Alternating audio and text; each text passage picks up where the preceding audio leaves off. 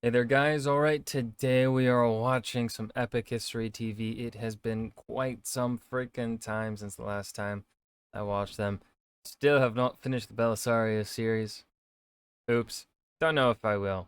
But this time we are watching the Battle of Salami, 480 BC, the battle for Greece. Salamis? Salamis? Salamis? I don't know.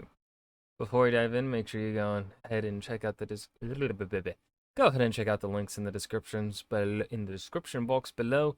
I'd love to join the Discord. Follow me over at Twitch, and please do go check out the two gaming channels here on YouTube. One is for edited gaming content, and then the other is just for the stream VODs. All right. With all that said, let's dive in. In the 5th century BC, Yo, epic. the great king of Persia ruled the greatest empire the world had ever seen. Yeah. It stretched from modern Pakistan to Macedonia and contained 1/5 of the world's population. The Persian Empire was sophisticated, rich and all-conquering. And in 480 BC, King Xerxes led its mighty forces against Greece, a patchwork of tiny city-states that lay on the western fringes of his vast realm. He had decided to punish the Greeks for having dared to meddle in his affairs. But seeking vengeance, conquest and glory, he would find only disaster. It's so interesting. It's kind of funny to see that like this channel being like so traditionally professional with like the those world maps and stuff, right? Like this here, and then like this is pretty like top quality professional, and then we go to footage from Rome 2 Total War. I'm not shitting on using Rome 2 Total War footage. I support it, right? That's like the history YouTuber, the military history YouTuber, like bread and butter, right? It's just kind of funny the like juxtaposition of the two, going from this like thing that took, I mean, obviously filming this stuff, like setting up the armies and whatnot and having them hit each other, and then making sure you're filming it the way you want to film it. This is also still pretty challenging, but it's like, I don't know. It just gives like, this gives OG vibes, and then this gives like professional vibes, if that makes any fucking sense, at least to me. And death in the Straits of Salamis. Like seeing Rome 2 Total War footage reminds me that I am watching a YouTube video, whereas seeing the map like this makes me feel like I'm watching, a documentary that would be like on TV or something. Disaster and death in the Straits of Salamis. Salamis. Okay, that's how you pronounce it, not salami. The Historiae of Herodotus of Halicarnassus is presented here so that the great and marvelous deeds of Greeks and barbarians should not go unsung.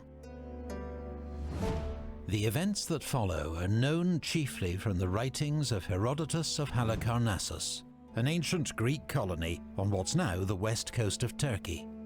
About 30 years after the Persian invasion, Herodotus began his Historiae, his inquiries into its origins and course. Like most people in the ancient world, he believed in omens, oracles, and divine intervention. But he also believed that humans could shape their own fate. This is so cool. I haven't watched them in so long, like this stuff is new to me. This is neat. So he traveled across Greece and the Persian Empire, reading records and inscriptions, speaking to local people, and weighing up the evidence according to his own reason. The Roman writer Cicero would later dub Herodotus the father of history. War is the father and king of all. Some he has made gods, and some men, some slaves, and some free. The root of the conflict between Greece and Persia went back a generation. In the 6th century BC, King Cyrus the Great brought the Greek colonies of western Anatolia under Persian rule. But in 499 they rebelled and appealed to their fellow Greeks for aid. Only Athens and Eretria answered the call. Together, the Greeks burned the provincial capital Sardis and its temple to the earth goddess Cybele. It seemed like a major victory, but the Persians responded with impressive speed, and the Greeks were soon in full It's because they had those royal roads. Did the royal roads stretch up that far? I know they were down in what we call now the Middle East. Now Turkey's, I guess, considered part of the Middle East. Anyway, fucking words are stupid. I know the royal road stretched in like what is modern day Iraq, Iran, obviously, Syria, Jordan, Lebanon, that area.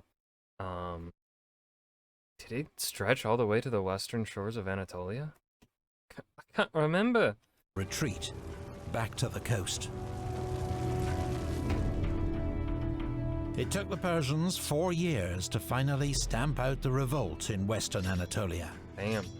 Then the great king Darius turned his attention to the Greeks across the sea, who dared to aid the rebels. He sent ambassadors to the many city-states of Greece, demanding earth and water as tokens of submission. Many submitted, but 2 did not. Earth and water?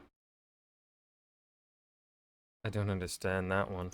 I understand the water part, probably. The earth part, no. Athens, a young democracy fiercely protective of its liberty. And Sparta, a conservative, militarized state that took orders from no one. Both cities... 2 extremes. Well, extremes at, during that time period, anyway, I would say. answered the great king by kicking his envoys down a well, where they were told they might find all the earth and water they required. In 490 BC, Darius dispatched a mighty expedition to bring the Greeks to heel. Naxos was the largest of several islands to submit. Eretria was sacked and burned. Then the Persians landed at Marathon to mete out the same punishment to Athens. Athenian troops, with those of their small neighbour Plataea, met them on the beach. Though outnumbered 2 to 1, the Greek soldiers attacked. Their hoplite infantry fought with large, heavy shields and spears in a tight phalanx formation.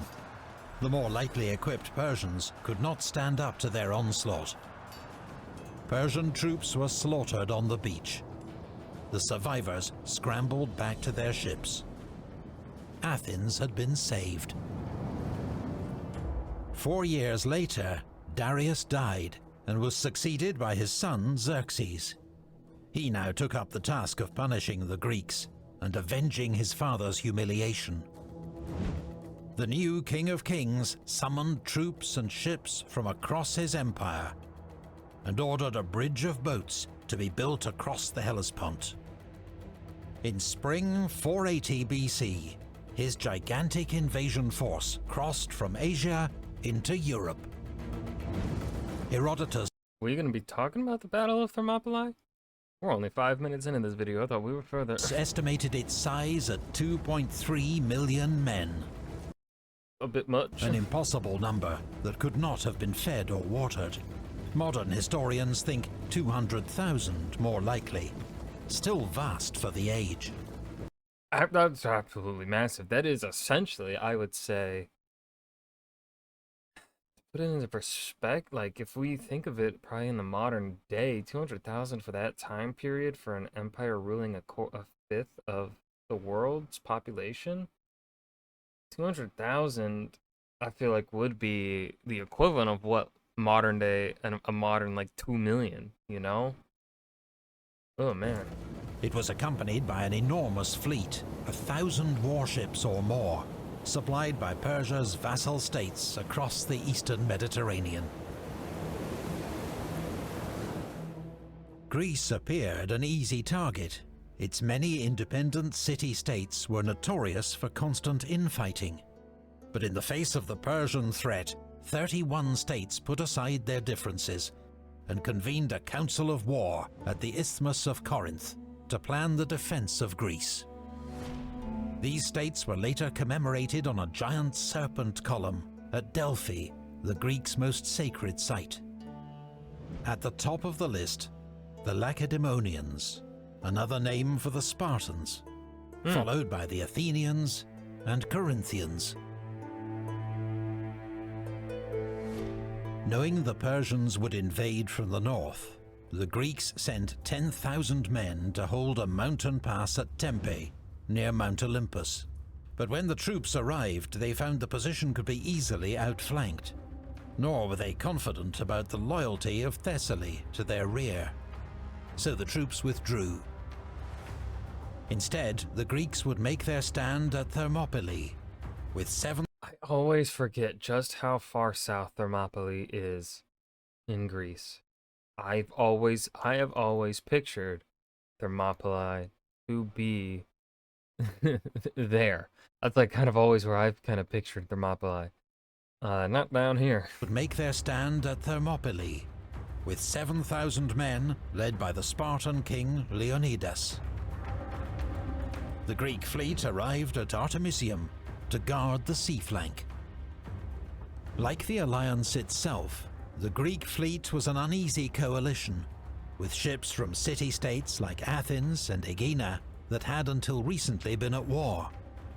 The Athenian contingent was by far the largest. It only existed thanks to the discovery 3 years earlier of rich silver mines at Laurium. It had taken the foresight of Themistocles, an Athenian statesman and general, to persuade the people of Athens not to spend this windfall on cash handouts for themselves. Instead, he'd urged them to spend the money on a fleet of 200 triremes for their own future security. It was a decision that may ultimately have saved Greece. Athens, however, was so distrusted by other Greeks that they refused to serve under an Athenian admiral. So Themistocles tactfully accepted the appointment of a Spartan, Eurybiades, to lead the fleet, even though Spartans had no expertise in naval warfare. I was about to say, do the Spartans even know how to swim? Spray flying from the oars, the fleets sweep together, ploughing through the swell, ram teeth bared. Both the Greek and Persian fleets relied on a single type of warship, one that dominated naval warfare in the Mediterranean, the trireme. Sleek, agile and delicate, the trireme carried masts and sails for cruising. But in combat, these were lowered, and the ship relied on 3 banks of rowers, which gave the trireme its name. The ship carried 170 oarsmen in total, who could produce a top speed of around 10 knots, to smash their primary weapon, a bronze-sheathed ram, into the hull of an enemy ship, leaving it crippled. Boarding the enemy was another tactic. A Greek ship usually carried 14 marines, 10 hoplites armed with spear and shield, and 4 archers. The ship's commander, the Triarch, sat at the stern, alongside the helmsman, the Kybernetes, who guided the ship's course with twin rudders. A boatswain and bow officer relayed orders to the oarsmen, while a piper helped them keep time. A carpenter and 10 sailors brought the ship's total complement to 200 men. Every ship had a name, and a painted eye on the bow to avert ill fortune. Herodotus describes the Greek ships as more heavily built than the Persian ships, although in what way, we're not sure. He also tells us that Persian ships carried many more marines, 44 in total. Here, the sons of Athens set in place the bright foundation stone of freedom. While Leonidas and the Greeks held the pass at Thermopylae, the Persian fleet sailed south along the rugged coastline of Magnesia. But one night, while at anchor, they were hit by a violent storm. Hundreds of ships were wrecked and damaged. Thousands of sailors drowned. According to Herodotus, the Persians further weakened their force by sending 200 triremes around the island of Euboea to cut off the Greek retreat. But the entire squadron was destroyed by another storm. Oh my god, the gods are intervening, holy shit. Herodotus offers little supporting evidence for this operation, which would have been extremely reckless, and some historians doubt it ever happened. Despite Persian losses, the Greeks still faced odds of nearly 3-1 at Artemisium. And they weren't just outnumbered. The Persian fleet was more experienced in naval warfare, particularly the elite squadron from Phoenicia in modern Lebanon. Nevertheless, over 3 days of tense naval combat, the Greek fleet held its nerve and kept the Persians at bay. But at the end of the third day, disastrous news arrived. Leonidas and the Greeks at Thermopylae had been encircled. The Spartan king and half his men had been killed. The pass had fallen. It seemed the efforts of the Greek fleet had been in vain. Central Greece and Athens itself now lay open to the Persian onslaught. As the Greek fleet withdrew, the Persians marched south, burning cities, farms, and sanctuaries, though sparing Thebes, one of several Greek city-states to side with Persia. Those bitches. To Athenian dismay, the Greek army, dominated by troops from the Peloponnese, gathered at the Isthmus of Corinth and began building a great wall to protect their own homes from the invader. Athens was to be abandoned. The Greek fleet began to evacuate civilians to Troezen, Aegina, and Salamis. Pallas Athena cannot appease Olympian Zeus, but the wooden wall alone, the wooden wall shall stand. In the months before the Persian invasion, the Athenians had sent a delegation to the Greeks' holiest shrine, the Oracle of Delphi, seeking guidance for the upcoming war. They'd received only a terrifying warning. "Why are you sitting there, you fools? Flee! Flee to the ends of the earth." But a second oracle offered the Athenians a sliver of hope. Athens could trust in its wooden wall. A few Athenians thought the oracle referred to a thorn hedge that had once enclosed the city's Acropolis, its citadel, so they fortified themselves there. But when the Persians arrived, they were surrounded and slaughtered. Xerxes then burned Athens and its temples to avenge the destruction of Sardis 18 years before. Petty bitch. Themistocles argued that Athens' wooden wall was her new fleet. But as Greek naval commanders met at Salamis in mid-September, the situation looked grim. A king of Sparta was dead, Athens was burning, the Greek alliance was on the brink of collapse. Themistocles was desperate to stop the Peloponnesian ships retreating to the isthmus. He warned them that the enemy's greater numbers and faster ships meant the Greeks would be defeated if they fought on the open sea. But in the narrow straits of Salamis, with less room to maneuver, the Persians wouldn't be able to exploit their greater numbers, and the heavier Greek ships had the advantage. Themistocles even warned the other Greeks that if they retreated now, the Athenian ships would quit the alliance and sail to Italy. So the fleet commander Eurybiades accepted Themistocles' plan. But Themistocles worried that the Peloponnesians would change their minds.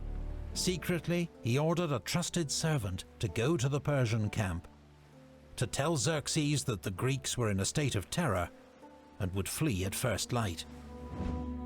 Just 8 miles away at Phaleron, the great king sought the counsel of his generals and admirals. All advised him to attack the Greeks immediately to win the final victory that would end the war. All except Queen Artemisia of Halicarnassus, commanding 5 ships from Caria. Why risk battle, she argued, when the great king had only to threaten southern Greece by land or sea, and the Peloponnesians would rush home to defend their land, and the Greek alliance would split. Then victory was certain. She's got a point. She makes a damn good point. But Xerxes sought the glory of battle, God damn and it. was confident of an easy victory. Then Themistocles' messenger arrived, telling the king exactly what he wanted to hear. The Greeks were terrified and preparing to flee. He must strike immediately. Xerxes ordered the Persian fleet to sea that night, so they would be in position to annihilate the Greeks as they tried to escape at dawn. Meanwhile, at the Greek camp, an Athenian named Aristides arrived with sacred relics from Aegina to inspire the fleet. He also brought news that the enemy had put to sea and blocked the straits. Themistocles' ruse had worked. Retreat was no longer an option. The Greeks would have to fight at Salamis. O divine Salamis, you will be the death of mothers' sons. The earliest surviving accounts of the battle that followed, by Herodotus and the Athenian playwright Aeschylus, are sometimes vague and allow different interpretations, but they are detailed enough to allow us to reconstruct the most likely course of events.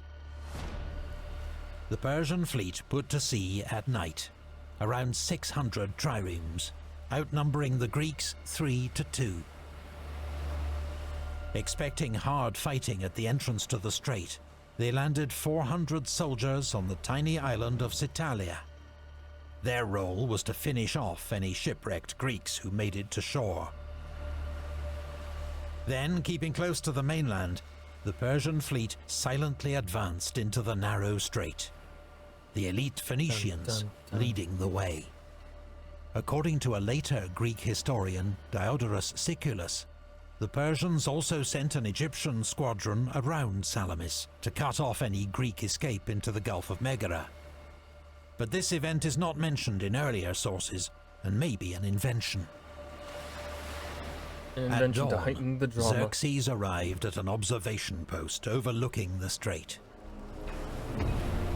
The great king was confident that his presence would inspire his captains to fight with more determination than they'd shown at Artemisium a few weeks before. He was accompanied by scribes, ready to note down the names of captains who fought well, and those who did not. The Persian fleet lined the northern side of the strait, ready to hunt down Greek ships as they fled. What they saw instead was 368 Greek triremes emerging from the bays of Salamis, ready to fight. Rah. They formed a line of battle, with the best squadrons on each flank. On the left, the Athenians. On the right, the Aeginetans. In the middle of the sport. As they rode, they sang paeans, Greek hymns of battle.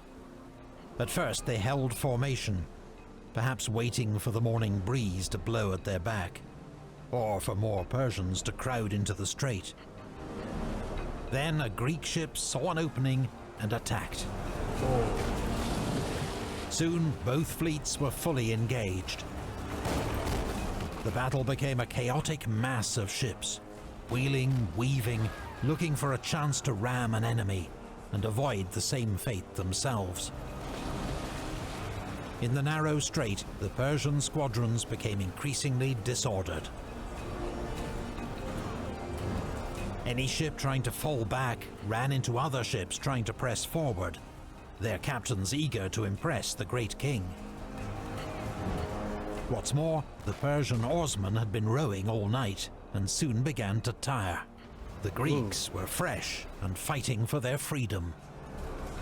The Phoenician squadron suffered heavy losses at the hands of the heavy Greek triremes. I don't know if I'd be jumping in the water with armor on. I think I'd rather get stabbed than drown. I think that's how I would go. Some Phoenician captains, who'd abandoned their ships and made it to shore, were brought before Xerxes. They blamed the unfolding disaster on the cowardice of their allies, the Carians and Ionians. Just at that moment, Xerxes saw an Ionian ship ram an Athenian trireme, before it was rammed in turn by an Aeginetan ship. Undaunted, the Ionian marines counterattacked, boarding and taking the Aeginetan ship.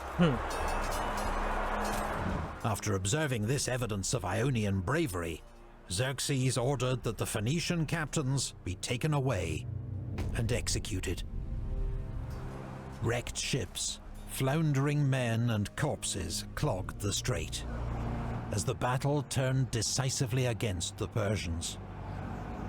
Aeschylus, the playwright, who almost certainly fought in the battle, compared the Greeks killing Persians to fishermen spearing tuna. Damn. As Persian ships tried to escape, they were hit in the flank by the Aeginetans, who distinguished themselves above all other Greeks that day. Let's go, Aeginetans.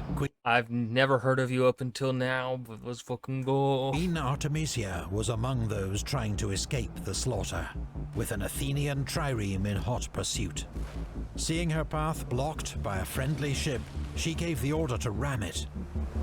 When the Athenian captain saw this, he thought he must be pursuing an allied ship, and went looking for other prey. The remnants of the Persian fleet streamed back to Phaleron. In a final ruthless act of the battle, Aristides landed with a force of hoplites on Citalia and massacred the 400 Persians who'd been abandoned there. Damn. In total, the Persians lost around 200 ships and 12,000 men, including the fleet commander Ariabignes, a half-brother of the great king himself. The Greeks lost just 40 ships. It proved to be one of the greatest naval victories in history.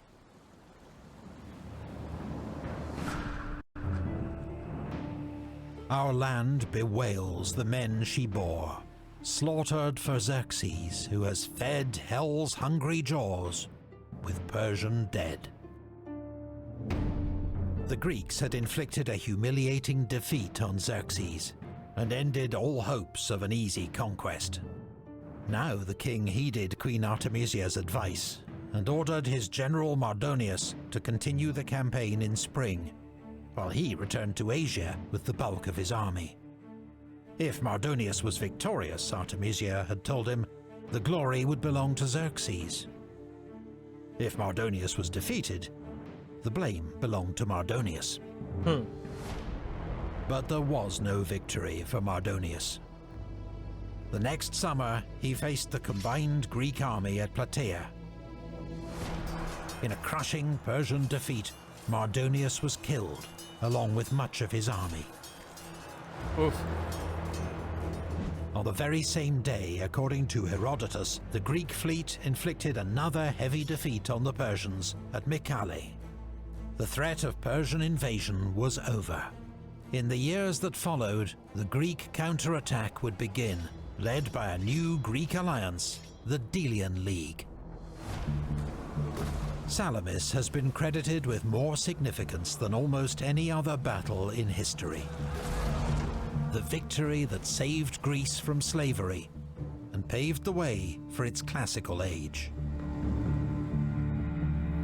This was the period in which the arts, democracy, science, and philosophy flourished in the Greek world. Thus, Salamis has been hailed as the battle that saved the cradle of Western civilization. A bit over-sensationalizing, I would say, but you know, okay, we'll let it. It's a dramatic argument that can be overstated. Yeah.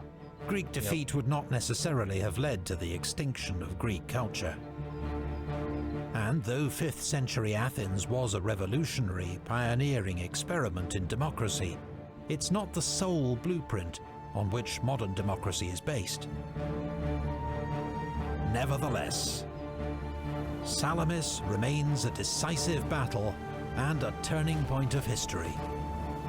And thanks to Herodotus, it survives as one of history's oldest examples of a heroic struggle against the odds and struggle for freedom. We have many people to thank for their... And that was Salamis 480 BC, the Battle for Greece, by Epic History TV. This was good. I don't really got anything to say about it, the battle itself, or the content. It was a bit slow paced, I feel. I don't know. I feel like, I don't know, it was just a bit slow for me. I don't know how else to explain it or put it into words how I feel. Perhaps it's just that naval battles I find to be kind of boring. So maybe that was part of why it felt a bit slow to me. But man, have I missed this man's voice. I hope you guys enjoyed as well. Remember to hit that like button and subscribe for more. And I will see you guys in the next video. Peace.